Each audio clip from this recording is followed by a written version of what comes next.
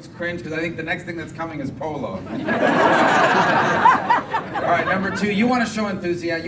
You want to prove that someone's enthusiastic and fired up about a campaign. This gentleman here, look at his face. Look at that. You didn't do that last night. All right, this guy got up at 5 in the morning to do that.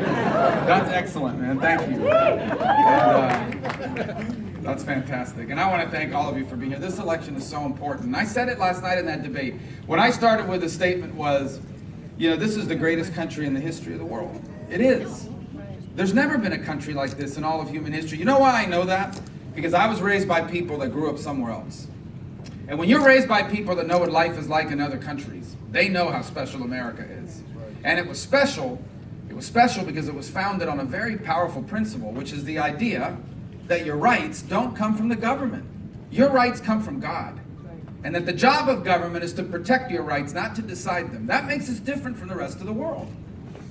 Every other country thinks your rights are what your leaders allow you to have. But we believe our rights come from our Creator.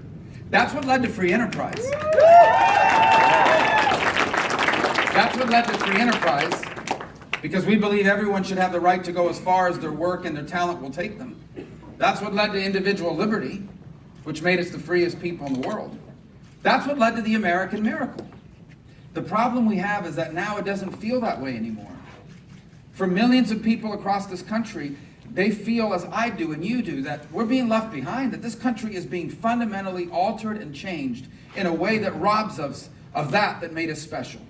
And why is the question? Well, when it comes to politics, I can tell you why. It's because in 2008, a person was elected president who doesn't view America the same way. He does not believe in free enterprise. I don't care how often he says it. He uses the right words because, you know, he's not going to say, I think government should dominate the economy, because he won't win an election. I mean, Bernie Sanders at least admits he's a socialist when he talks about the role of government. I'm saying Barack Obama just doesn't believe in free enterprise the way you and I do. He doesn't go as far as Bernie Sanders, but he comes real close. And so do their policies about government dominating our economy. And that's why you see them undermine the free enterprise system with taxes and regulations.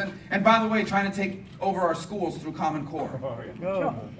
This is a president that views the Constitution very differently than you and I do. For example, the Second Amendment. If he could ignore it, he would. If he could change it, he would. Remember when he ran for president, he said, oh, this is country, the people with traditional values, they're bitter people that are clinging to their guns and to their religion. This is why he does, he conspires with his attorney general to undermine the Second Amendment. As I said last night, the Second Amendment is not a suggestion. It is not like a recommendation. It is a constitutional right to everyone.